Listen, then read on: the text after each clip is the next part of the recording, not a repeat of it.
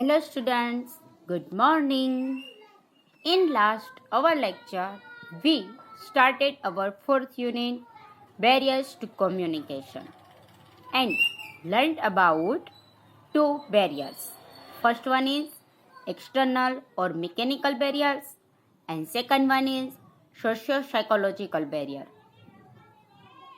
In today's lecture, we started our third barrier, cultural barriers, સાંસ્કૃતિક અવરોધો. એટલે કે શું? તો કે જેવું કલ્ચર હોય એ બદલતું રહે છે એ મુજબની વાત છે. કન્ટ્રી બદલે તો બી એના ભલે બિઝનેસ એક જ ટાઈપનો હોય, પણ જો કન્ટ્રી બદલે તો એમાં કંઈક ડિફરન્ટ આવે છે. આ ડિફરન્સ છે તે એ કંઈક અસર કરે છે આપણા બિઝનેસ પર. કઈ રીતે છે? We get the details. Cultural differences often come up as communication barriers. આ જે સાંસ્કૃતિક વિભિન્નતાઓ છે તે કેટલીક વાર આપણા બિઝનેસમાં જે કંઈ કોમ્યુનિકેશન કરીએ છીએ તેમાં બેરિયર રૂપ બનતી હોય છે. We have to be specially careful in this regard as now we have to operate in international environment. આપણને આ બધા જ બાબતથી આપણે સાવચેત જાગૃત હોવા જોઈએ. વાય? તો કે અત્યારે આપણે હાલમાં ઇન્ટરનેશનલ એન્વાયરમેન્ટમાં રહી, વાતાવરણમાં રહી અને કામ કરતા હોય છે. આપણે કામ કરવાનું છે. આવું શા માટે કીધું? તો કે આપણે બધાને ખબર છે કે અત્યારે આપણે ખાનગીકરણ તરફ જઈ રહ્યા છે, બરાબર? તો આપણે ખાનગીકરણને એક્સેપ્ટ કરેલું હોય, વૈશ્વિકીકરણને એક્સેપ્ટ કરેલું હોય, આપણે એ જનરેશનમાં રહેતા હોઈએ તો આપણને આવી કોઈક બેરિયર રૂપ બને છે કોઈક મેટર, એ ના બને એટલા માટે આપણને આ મેટરનો પણ કન્સેપ્ટ હોવો જોઈએ. જો ના હોય તો બેરિયર રૂપ બને છે. એટલે કે શું? પહેલાં તો આપણે એ કન્સેપ્ટ રાખીએ તો કે જે તે વિસ્તારમાં આપણે રહેતા હોઈએ તે અંગેનો આપણે કન્સેપ્ટ આપણે રાખવો જોઈએ. The same category of words, phrases, symbols, actions, colours mean different things to people of different countries or different cultural બેકગ્રાઉન્ડ્સ.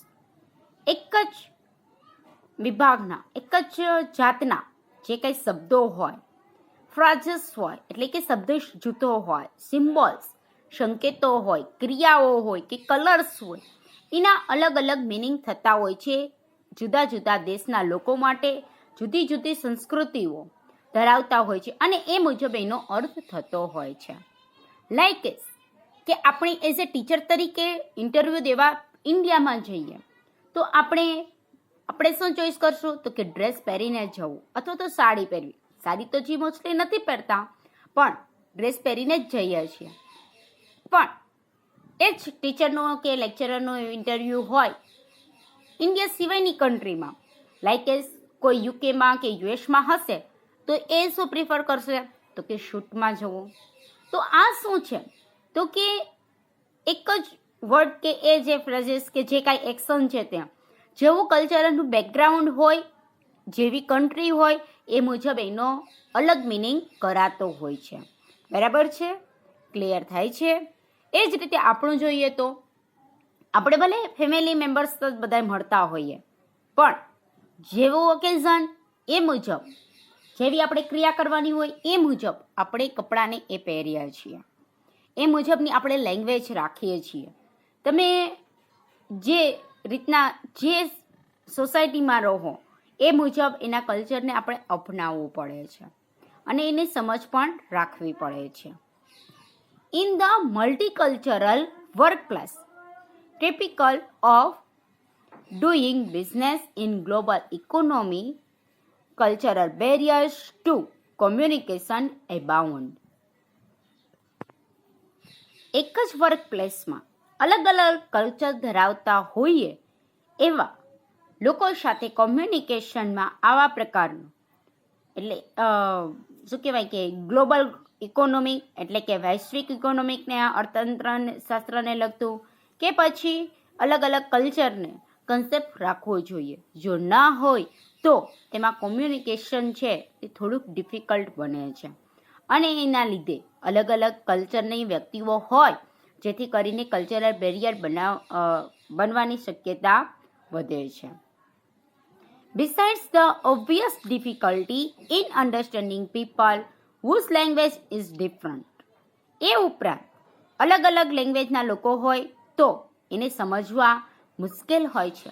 Obviously છે ને, સ્પષ્ટ છે કે અલગ અલગ કલ્ચર ધરાવતી હોય પર્સન છે એક જ પ્લેસ પર કાર્ય કરતી હોય. લાઈક કે આપણે બેંકમાં કોઈ પણ કર્મચારી તરીકે આપણે કામકાજ કરીએ છીએ તો કોઈ હિન્દી ભાષી હોય છે, તો કે કોઈ ઉત્તર ગુજરાતની હોય, તો કોઈ એવી પર્સન હોય કે સાવ ગમાડિયારા વિસ્તારમાંથી આવતી હોય, તો એની લેંગ્વેજ અલગ અલગ હોવાની. તો ત્યારે એની લેંગ્વેજ છે અલગ અલગ હોય તો એને સમજવા થોડાક ડિફિકલ્ટ બને છે. There are other factors that challenge people who are trying to work harmoniously with others of a different background. એ જ રીતે અલગ અલગ બેકગ્રાઉન્ડમાંથી આવતી વ્યક્તિઓ સાથે સુમેળતા સાધવા માટે પણ આપણે ટ્રાય કરવી પડે છે, એની સાથે કામકાજ કરવા માટે. તો એ કેટલાક એના ઉપર ફેક્ટર્સ છે અસર કરતા હોય છે, જેને સમજવા પણ ક્યારેક ચેલેન્જ ભર્યા બની જાય છે.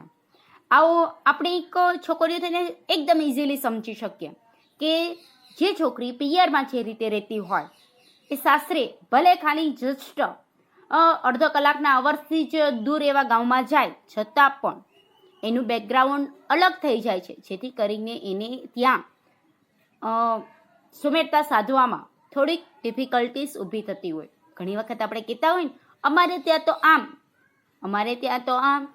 આ જે કાંઈ ડિફરન્સ છે તે કલ્ચરને લક્ષીને જ છે.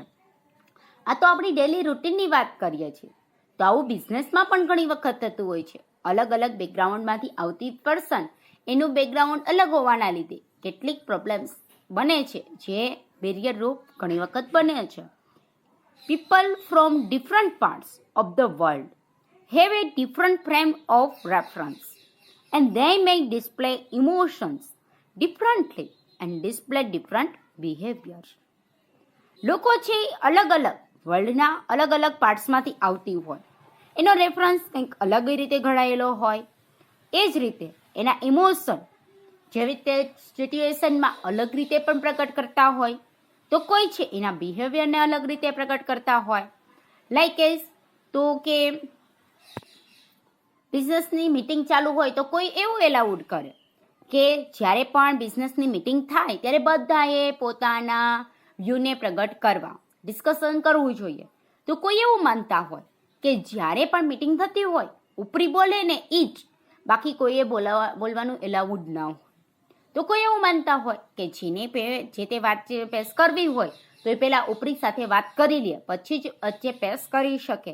તો આ જે કાંઈ છે તે ઇમોશનને બતાવવા, ડિસ્પ્લે કરવા, ડિફરન્ટ રીતે પોતાની જાતને બતાવવી, આ બધું જ કંઈક જે અસર કરે છે એ બધું જ કહેવાય કલ્ચરલ ને લક્ષીને. અને જો એનો કન્સેપ્ટ ના હોય, એને ધ્યાનમાં આપણે ના રાખીએ તો એ કલ્ચરલ બેરિયર રૂપ બને છે. હવે કઈ રીતે કલ્ચરલ બેરિયર હોઈ શકે તેનો કન્સેપ્ટ મેળવીએ તો શું લખ્યું છે? Language barrier. હવે એમાં આપણે કહીએ તો આપણે ગુજરાતી છીએ, આપણે બહુ કહેવત જાણીતી છે, 12 ગામે બોલી બદલાય. This is the difference. ઘણા જે મેટરથી વાત કરીએ તો હોય, જેમ કે આપણે વાત કરીએ તો અહીંની વ્યક્તિ હશે તો કે ચાલો આપણે આમ કરીએ, જ્યારે અમદાવાદ બાજુની વ્યક્તિ હશે તો હેન્ડ તો કોઈ સાવ ગામડિયાની હશે તો આણી આવું ને આણી બાજુ જઈએ. તો આ જે કાંઈ મેટર છે તે લેંગ્વેજ બેરિયર કહેવાય. જો આપણને એનો કન્સેપ્ટ ના હોય, લાઈક એઝ અમદાવાદી એમ બોલે હેન્ડ તો કોઈ શું કરે તો હાંડો લઈને આવે, બરાબર? વાય તો કે એને કન્સેપ્ટ નથી કે આ જે કલ્ચરની વ્યક્તિ છે એ કેવા શું માંગે છે. લાઈક એઝ તમે કદાચ ઓલો જોક સાંભળેલો હોય કે 3 ફ્રેન્ડ્સ છે, એક અંગ્રેજી છે, એક હિન્દી ભાષી છે અને એક આપણો ગુજરાતી છે. 3 ફ્રેન્ડ કંઈક ને ભૂખ લાગી છે અને આપણો ગુજરાતી કહે છે કે આપણે તાજે તરબૂચ ખાવું છે.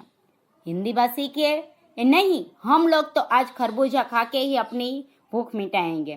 तो अंग्रेजी में बोलते हैं નહીં, વી શુડ ઈટ વોટરમેલન. બરાબર છે. પણ જો એ ત્રણેય વચ્ચે ત્રણેયને એ પોતાની અલગ અલગ લેંગ્વેજનો કન્સેપ્ટ નહોતો, તો કે પછી એવા ડિસિઝન પર આવે કે જેને જે ખાવું હોય તે આપણે પરચેસ કરી લઈએ. બરાબર છે. સૌ પરચેસ કરીને આવ્યા. હિન્દી ભાષીએ ખરબૂજા લીધું, અંગ્રેજી મેને વોટરમેલન લીધું, તો ગુજરાતીએ તરબૂચ કહીને લીધું. પોતપોતાની ભાષામાં એને કહીને લીધું. છેલ્લે તો આવી કઈ વસ્તુ? તરબૂચ જ. વોટરમેલન ખરબૂજા કહીએ તો એ જ થયું. બરાબર. પછી કન્સેપ્ટ આવ્યો કે કહેવા તો એક જ માંગતા હતા, પણ થોડો ઘણો થઈ ગયું. Why? Because of they has a no concept of a different language. તો પણ આવું થઈ શકે છે. બરાબર છે. તો આવો જ કંઈક છે આપણો લેંગ્વેજ બેરિયર. જોઈએ તો language is a very complex thing and communication between people speaking different languages is different. Language છે ઘણી જ કોમ્પ્લેક્સ થિંગ છે, જટિલ પ્રક્રિયા છે, જટિલ બાબત છે. અલગ અલગ કલ્ચરમાંથી આવતી વ્યક્તિ અલગ અલગ ભાષા પણ બોલતી હોય છે, અલગ અલગ રીતે કોમ્યુનિકેશન કરતી હોય છે. Language is a way of looking of the world and even skilled translators can find it tricky to convey complex emotions and concepts which can lead to misunderstanding. આપણે જે તે વર્લ્ડમાં જોઈએ તો લેંગ્વેજની રીતે જ આપણે દેખાતા હોઈએ છીએ, ઓળખાતા હોઈએ છીએ. ઘણી વખત કોઈ એવી રીતે બોલે તો આપણે કહી દઈએ છીએ આ તો અમદાવાદ બરોડા બાજુના હશે, કેવું ચાબુ બોલે છે. લે, ઘણી વખત આપણે કહીએ છીએ ને, ધીસ ઇઝ ધ મેટર, કે જે તે વ્યક્તિ બોલે છે એ રીતે એ ઓળખાતી હોય છે. બોલી પરથી આપણે ક્યાંના છીએ કહી દેતા હોય છે. તો કોઈ વખત ઇંગ્લિશમેન હોય એ ગુજરાતી બોલે તો આપણને હસવું આવે. બરાબર છે. ધીસ ઇઝ ધ મેટર, કે આ છે તે એક પ્રકારનું શું છે તો કે એ રીતની ઓળખાણ હોય છે. એ જ રીતે જે તે લેંગ્વેજમાં ટ્રાન્સલેટેડ કરવું એ પણ એમાં સ્કિલ જોઈએ. અને આ મેટરમાં સ્કિલ મેળવવી, એ આવડત મેળવવી એ થોડુંક કોમ્પ્લેક્સ ભરેલું છે. એના કન્સેપ્ટને સમજવું, અને જો ન સમજીએ તો આપણને મિસઅન્ડરસ્ટેન્ડિંગ તરફ દોરી જાય છે. When you think about how often you misunderstand someone speaking your language, you can imagine how hard it is to get the full meaning from something a person with different cultural background is saying to you. તમને ઘણી વખત વિચારો તમે કે તમે જે લેંગ્વેજમાં વાતચીત કરો છો કોઈ સાથે અને એ તમારી વાતચીતને ન સમજે એવું ખાલી ઇમેજ કરો, કેટલું હાર્ડ હોય છે ને. લાઈક એસ તમે ગુજરાતી છો, ગુજરાતી સિવાયની તમને કોઈ અધર્સ લેંગ્વેજનો કન્સેપ્ટ જ નથી, અને તમે સાઉથ ઇન્ડિયામાં ગયા છો, ત્યાં કોઈ તમિલ કે તેલુગુ ભાષામાં બોલશે, તમને સમજાશે નહીં ને, because you have no concept of it. તમે કહેશો એ નહીં સમજે, એ કહેશે એ આપણે નહીં સમજીએ. બરાબર છે. તો ઇમેજ કરતાં જ આપણને તરત એમ વિચાર આવે કે કાં તો આપણે આપણી વસ્તુ કે જે કાંઈ કામકાજ કરવાનું માંગે છીએ એ થતું નથી. બરાબર છે. અથવા તો આપણે જે વસ્તુ જોતી હોય એ મળતી નથી, બિકોઝ કલ્ચરલ ડિફરન્સ. અને એ માનું કહ્યું તો કે લેંગ્વેજનો આપણે કન્સેપ્ટ ન હોય તો મિસઅન્ડરસ્ટેન્ડિંગ તરફ જાય છે. એવા પ્રકારનું બેકગ્રાઉન્ડ નથી એની પાસે, જેથી કરીને સમજી શકતો નથી કે તમે શું કહો છો તે. ક્લિયર? Language barrier. હવે એનું જ છે હોસ્ટેલ સ્ટીરિયોટાઇપ. પ્રતિકૂળ એવી રૂઢ આપણે માની લીધું હોય તે, પ્રતિકૂળ એવી પ્રથાઓ. મિનિંગ એવો કે આપણે અમુકના બારામાં પ્રિજજિંગ કરી લઈએ કે આવા હશે. અમદાવાદમાં રહીએ છીએ ને એટલે આવા જ હોય. આપણે ઘણી વખત કહેતા હોય ને, ના એ તો ઘણા એમ પણ કહેશે એ અમદાવાદી છે ને એટલે કાંઈ ના ઘટે. બરાબર. આ જે મેટર છે તે આપણે અમુકના અંગે પ્રિજજિંગ કરી લઈએ છીએ, એ મેટર એને કહેવાય હોસ્ટાઇલ સ્ટીરિયોટાઇપ. હોવું સારો છે કન્સેપ્ટ, પણ ઘણી વખત વધારે પ્રમાણમાં થઈ જાય તો એ પ્રતિકૂળ બની જાય છે. બધા જ સરખા હોતા નથી. જેને જેવો એક્સપિરિયન્સ થયો હશે એ રીતની એ વાત કરે છે. બરાબર. ઇનએક્યુરેટ and hostile stereotypes of people from other places can be a barrier to communication in the workplace. એક જ વર્કપ્લેસમાં આપણે રહેતા હોઈએ અને મલ્ટીકલ્ચરલ ધરાવતા હોઈએ, વર્કપ્લેસ એટલે છે તે કંપનીનું કામકાજનું સ્થળ હોય તે, કે એની અંદર અમુક પીપલના બારામાં આપણે ઇનએક્યુરેટ હોય, અચોક્કસ હોઈએ, અસ્પષ્ટ હોઈએ, અને અથવા તો એના બારામાં આપણને કોઈ પણ એવી સ્ટીરિયોટાઈપ હોય, એવી પ્રથા અંગે આપણે માનતા હોઈએ, જાણતા હોઈએ, તો એ લોકો નો આપણને પૂરતા એવા પ્રમાણમાં કન્સેપ્ટ ન હોય અને અગાઉના આધારે આપણે પ્રિજજિંગ કરી નાખીએ કે આ એની વ્યક્તિ છે તો આવી જ હોઈએ, તો એ બેરિયર રૂપ બને છે. Stereotypes are assumptions people make about the traits of member of a group. જેવા પ્રકારની સ્ટેરિયોટાઇપ હોય, આપણે ધારણા કરેલી હોય, તો ઘણી વખત માત્ર એ જ વ્યક્તિ પૂરતું આપણે નથી રાખતા, શું કરી દઈએ છીએ તો કે આખા ગ્રુપને એવા માની લઈએ છીએ. મેં કહ્યું ને, ઘણી વખત આપણે એવું કહેતા હોય કે અમદાવાદના છે ને એટલે આવવા જ હોય, તો આ એકનો એક્સપિરિયન્સ એવો થયો તો આપણે બધાને શું અમદાવાદ આખાને આપણે ખબર છે? નહીં, છતાં પણ આપણે કહી દઈએ છીએ બધા અમદાવાદી આવા હોય છે, બરાબર? તો આખા ગ્રુપ અંગેની આપણે ધારણા કરી લેતા હોઈએ છીએ, આખા ગ્રુપ અંગેના લક્ષણોને બતાવી દેતા હોઈએ છીએ, એ સ્ટીરિયોટાઇપ એવી ધારણા કરી લઈએ છીએ. For example, a stereotypical American is thought to be impatient and arrogant as well as friendly and tolerant. જો સ્ટેરિયોટાઇપ અમેરિકનના બારામાં હોય તો આપણને ઘણી વખત એવી કોઈ ધારણા આપણે કરી લીધેલી હોય, બરાબર? તો આપણે ઘણી વખત શું કહીએ છીએ કે બધા લોકો છે તે કેવા છે તો કે ઇમ્પેશન્ટ, અધીરા, ઉતાવળા, એન્ડ એરોગન્ટ, કેવા છે? ઘમંડી. As well as friendly and tolerant. ઘણી વખત આપણે એમ કહીએ છીએ એ આઈની વ્યક્તિ છે ને તો ખૂબ જ મિત્રતાવાળી, સહન કરી શકે તેવી હશે. તો આ પ્રકારનું જોવા જઈએ તો શું બધા જ અમેરિકન એવા જ હશે, અધીરા, ઉતાવળા કે ઘમંડી? નહીં, એની સાથોસાથ આવા પણ અમુક હોઈ શકે ને ફ્રેન્ડલી કે ટોલરન્ટ વાળા બી, એટલે કે બંને પ્રકારના હોવાના છે. પણ ઘણી વખત આપણે સ્ટીરિયોટાઇપ હોય કે એ સાઈડના છે ને એટલે આવા જ હોય, એનામાં કાંઈ કાઢી લેવાનું નથી. ઘણી વખત એવું માનતા હોય, ઘણી વખત એમ કહીએ કે આ એરિયાની વ્યક્તિ છે ને ખૂબ જ સારી હોય, પણ જરૂરી તો નથી ને કે તમને જેવો એક્સપિરિયન્સ છે એવી જ એવી વ્યક્તિ હોય. પણ જો આવી રીતે માની લઈએ તો સ્ટીરિયોટાઇપ કહેવાય. The danger is entertaining stereotypes is that an individual is thought to possess these characteristics that are ascribed to the group.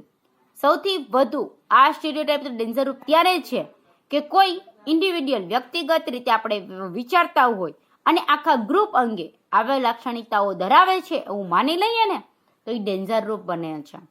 એટલે કીધું એમ જ કે એકનો એક્સપિરિયન્સ થયો હોય તો બધા એવા જ હોય એવું જરૂરી હોતું નથી. Obviously, not all Americans are impatient and arrogant, nor they all friendly and tolerant. સ્પષ્ટ છે કે બધા જ અમેરિકનો છે ઇમ્પેશન્ટ કે ઇરોગન્ટ નથી, કે ન તો ફ્રેન્ડલી કે ટોલરન્ટ નથી. Prejudging an individual can lead to misconceptions and barriers to communication. આવા પ્રકારનું વ્યક્તિગત એવું પ્રિજજિંગ કરી લઈએ તો ઘણી વખત તે મિસકન્સેપ્શન તરફ અને આપણા કોમ્યુનિકેશનના અવરોધરૂપ બને છે, તેના તરફ આપણને દોરી જાય છે. Next one is emotional display. પોતાના ઇમોશનને બતાવવા એ પણ એક પ્રકારનો બેરિયર બની શકે છે. કેવી રીતે? તો કે ઘણી વખત ઘણા લોકો એવું માનતા હોય છે કે મીટિંગ કે એવું કંઈ ડિસ્કશન થતું હોય તો પોતાને જે કાંઈ દર્દ ને એવું હોય તો સહન કરવું જોઈએ. તો કોઈ શું માને છે કે જો એવું હોય ને કે ખોટું લાગ્યું કે એવું હોય તો તમારે કહી દેવું. તો કોઈ એમ કહે છે કે તેને સહન કરી લેવું જોઈએ, બરાબર? તો આ જે મેટર છે તે ઇમોશનલ ડિસ્પ્લે કહેવાય. કોઈ એવું માનતા હોય કે સંપૂર્ણપણે શિસ્તમાં જ રહેવું, તો કોઈ એવું માનતા હોય કે જેવી સિચ્યુએશન એ રીતે ફ્લેક્સિબલ થતાં પણ આપણને આવડવું જોઈએ. જોઈએ કઈ રીતે. What is considered an appropriate display of emotion can differ from culture to culture. સંસ્કૃતિ ટુ સંસ્કૃતિ અલગ અલગ રીતે ઇમોશન છે એ બતાવવાનું યોગ્ય ગણાતું હોય છે, એવું કન્સિડર છે. એટલે કે શું, તો કે ઘણા વાતચીતમાં આપણે એમ પોતાનો વ્યૂ બતાવી શકતા હોય, બરાબર છે. લાઈક એઝ આપણે કંઈ પણ ડિસ્કસ કરીએ છીએ તો હું તમને બોલવાનું એલાઉડ કરતી હોય, તો ઘણી વખત ઘણા મેડમને એવું પણ હોય કે તમે કંઈ પણ બોલો તો એમ કહી દઈએ, don't argument with me this word, કે હું જ્યારે બોલતી હોય ત્યારે કોઈએ બોલવાની જરૂર નથી, બરાબર. તો આ જે છે તે કે કલ્ચર ટુ કલ્ચર અલગ હોવાનું છે. In sum countries displaying anger, fear or frustration in the workplace is considered inappropriate in a business setting. કેટલીક કન્ટ્રીઓમાં બિઝનેસમાં સેટિંગ કરતી વખતે જો પોતાના વર્કપ્લેસ પર ગુસ્સો બતાવવો, ડર બતાવવો કે હતાશા બતાવવી એ ઇનએપ્રોપ્રિએટ, અયોગ્ય ગણાય છે. એટલે કે પોતાને જે કંઈ છે એને સહન કરી લેવું જોઈએ, બીજાને જણાવવું જોઈએ નહીં. તમને કેવું લાગ્યું છે તમને બતાવવાનું એલાઉડ ન હોય, કેટલીક કન્ટ્રીઓમાં એવું હોય છે. People from this culture keep there emotions hidden and only discuss the factual aspect of the situation. આવા પ્રકારનું કલ્ચર ધરાવતા હોય તેવા લોકોએ, એના એમ્પ્લોયીસે શું કરવું પડે છે, તો કે પોતાના ઇમોશનને હિડન, સંતાડવા પડે છે અને છુપાવવા પડે છે, અને એને જ્યારે કોઈ પણ જાતનો ડિસ્કસ કરતા હોય તે એ સિચ્યુએશનના પાસાને લક્ષીને જ મેટરને ડિસ્કસ કરવી જોઈએ, નહીં કે બીજી કોઈ. એલાઉડ ન હોવું તે. ઇન અધર કલ્ચર્સ, તો કેટલીક કલ્ચરમાં એટલે અહીંયા શું થયું તો કે જાણે કે પોતે કોઈ પણ મિટિંગમાં હોય અને કોઈ પણ એના એચઓડી દ્વારા કે કંઈ પણ કહેવાતું હોય, મેનેજર દ્વારા કંઈ પણ કહેવાતું હોય, તો જે તે એમ્પ્લોયી છે પોતાના વ્યૂને મૂકી શકે, આ મને ગમ્યું નથી, આ યોગ્ય નથી, આનાથી આપણા કસ્ટમર છે એ હતાશ થઈ જશે, એવો પોતાનો વ્યૂ આપી શકતા હોય, આપી શકવાને એલાઉડ ન હોય. તો કેટલાક કલ્ચરની અંદર participants in a discussion are expected to reveal their emotions. તો કેટલાક કલ્ચરમાં જે તે ટોપિકમાં એટલે કે જે તે મેટરમાં ડિસ્કસ કરતા હોઈએ અને એમાં જેટલા કોઈ પાર્ટિસિપેન્ટ્સ હોય એ પોતાના ઇમોશનને ડિસ્પ્લે કરી શકતા હોય અને એને એક્સપેક્ટેડ હોય, સ્વીકાર્ય હોય છે. એટલે કે કોઈ પણ મિટિંગમાં કેવું લાગ્યું છે અથવા તો પોતાનો જે તે કંઈ કર્મચારી છે એ પોતાને કેવું ફીલ કરે છે એવું એ બતાવી શકતા માટે ફ્લેક્સિબલ હોય.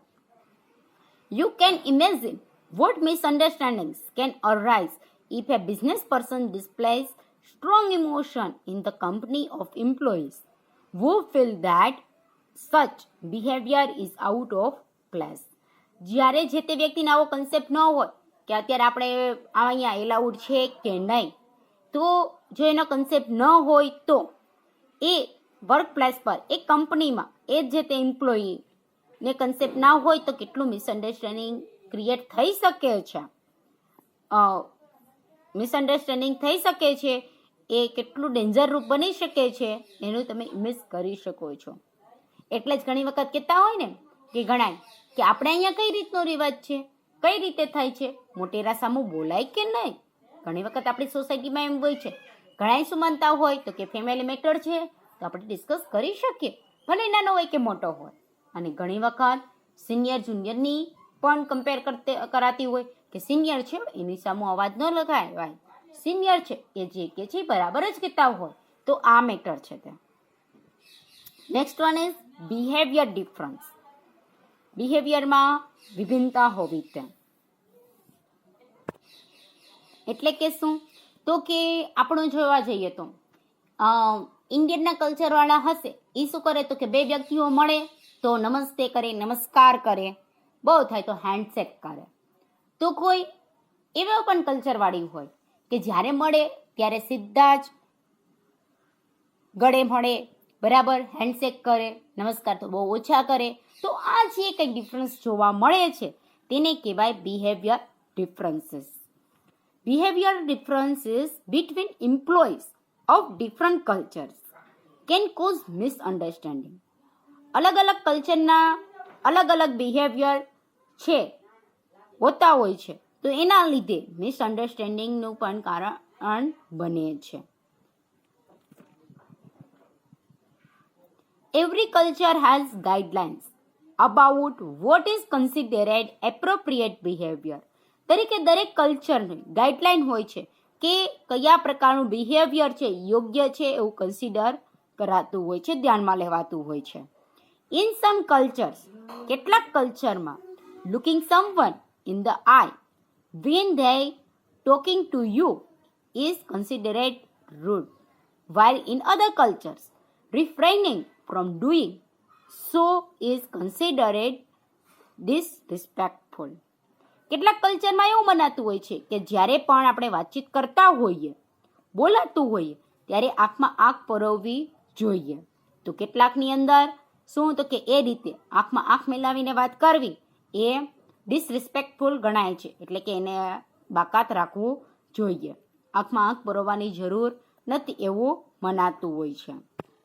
હવે ક્લિયર થાય જ છે કે જો કોઈ સિટી કે સારા એવા એન્વાયરમેન્ટમાંથી ને એવી આવતી હોય તો એ છોકરી બોલે, અને ખૂબ જ ગામડિયા વિસ્તારમાંથી આવતી હોય કે જેનો બહુ એટલા ભણેલા ગણેલા ના હોય તો એ છોકરી વાતચીત કરતી હોય. ઘણો ડિફરન્સ જોવા મળે છે ને. This one getting right to the point at a business meeting may be considered impolite by some who expect to have small talk before the business discussion.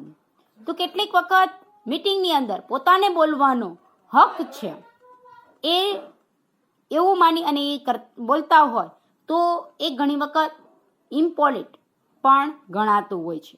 તો કેટલાક એવું પણ માનતા હોય છે કે બિઝનેસના કોઈ પણ એવા ડિસ્કશન થતું હોય તો પહેલાં જે તે એમ્પ્લોયી સાથે વાતચીત થોડી ઘણી કરી લેવી જોઈએ. તો કોઈ એ લાઉડ ન ગણે, કોઈ લાઉડ ગણે. Likewise, in some cultures, people talking to each other give each other space, while in other cultures, they stand close. એ જ રીતે કેટલાક કલ્ચરની અંદર જ્યારે બોલતા હોઈએ ત્યારે બે પર્સન બોલતા હોય તો બંનેની વચ્ચે થોડીક સ્પેસ રાખવી, ડિસ્ટન્સ રાખવો. તો કેટલાક કલ્ચરની અંદર એવું મનાતું હોય છે પાસે ઊભા રહીને જ વાતચીત કરવી. આ ક્લિયર થાય છે ને કે બિહેવિયર ડિફરન્સ, આપણા કેટલા ક્લોઝથી વાત કરવી, કેટલા ડિસ્ટન્સથી વાત કરવી, એવું બધું જ આપણે કન્સેપ્ટ છે. તો કેટલાકની અંદર એવું કંઈ જણાતું નથી. કોઈ વધારે ક્લોઝથી વાત કરે તો કોઈ એટલા ડિસ્ટન્સથી વાતચીત કરે છે. These differences can be barrier to effective communication if they are not recognized. જો આ પ્રકારનો એની પાસે કન્સેપ્ટ ના હોય, ઓળખાણ ના હોય કે આ રીતને બિહેવિયર કરવાનો કે કેમ છે, કે લાઉડ છે કે કેમ, તો ન કન્સેપ્ટ હોવાના લીધે એની પૂરતા પ્રમાણમાં કલ્ચરનો કન્સેપ્ટ નથી, ઓળખાણ નથી, તેથી કરીને ઇફેક્ટિવ કોમ્યુનિકેશનમાં બેરિયર બની શકે છે. આ કલ્ચરલ બેરિયરને ઓવરકમિંગની 10 સ્ટ્રેટેજીસ છે. 10 strategies for effective cross cultural communication. Strategies means વ્યૂહરચનાઓ કઈ છે જોઈએ. Ask questions. જો આપણે અલગ અલગ કલ્ચર, મલ્ટીકલ્ચરલ ધરાવતા વર્કપ્લેસમાં કામકાજ કરતા હોઈએ અને ન સમજાય તો સીધો ક્વેશ્ચન પૂછી જુઓ, જેથી કરીને મિસઅન્ડરસ્ટેન્ડિંગ ના થાય. ડિસ્ટિંગાઇઝ પર્સપેક્ટિવ્સ. જે કંઈ પાસા હોય તેને સમજવા જોઈએ, એ તફાવતને સમજવો જોઈએ કે અલગ કલ્ચરની વ્યક્તિ છે તો કદાચ આવી લેંગ્વેજનો યુઝ કરતા હોય. What is the means of that? We should understand that. Build self awareness. એ જ રીતે ઇમોશન ડિસ્પ્લે અલગ રીતે કરાતો હોય બિહેવિયરમાં કાંઈ પણ ચેન્જ હોય, પણ એનાથી આપણે સમજ રાખીએ, એ ડિફરન્સીસ અંગેની સમજ રાખીએ તો આપણે એકબીજાની વધારે ક્લોઝ જઈ શકીએ છીએ અને બિલ્ડ સેલ્ફ અવેરનેસ, જેથી કરીને આપણને એકબીજાના થી અવેરનેસ રહીએ છીએ, જાગૃત રહીએ છીએ. રિકોગ્નાઇઝ ધ કોમ્પ્લેક્સિટી, જે કાંઈ જટિલતા હોય તેને ઓળખવી જોઈએ, એની સમજ રાખવી જોઈએ. એટલે કે જે અલગ કલ્ચરની હોય તો બિહેવિયર અલગ હોવાનો, ઇમોશન અલગ રીતે બતાવવાના છે, તો એને સમજવા જોઈએ, ઓળખવા જોઈએ. નહીં કે આપણે અમુક સ્ટીરિયોટાઇપથી જ કામકાજ કરીએ. અવોઇડ સ્ટીરિયોટાઇપ, તેને અવોઇડ કરવી જોઈએ. રિસ્પેક્ટ ડિફરન્સીસ, અલગ કલ્ચરની વ્યક્તિનો કંઈક અલગ અલગ ડિફરન્ટ હોય, કંઈક મિનિંગ હોય, તો એને આપણે રિસ્પેક્ટ કરતા આપણને આવડવી જોઈએ.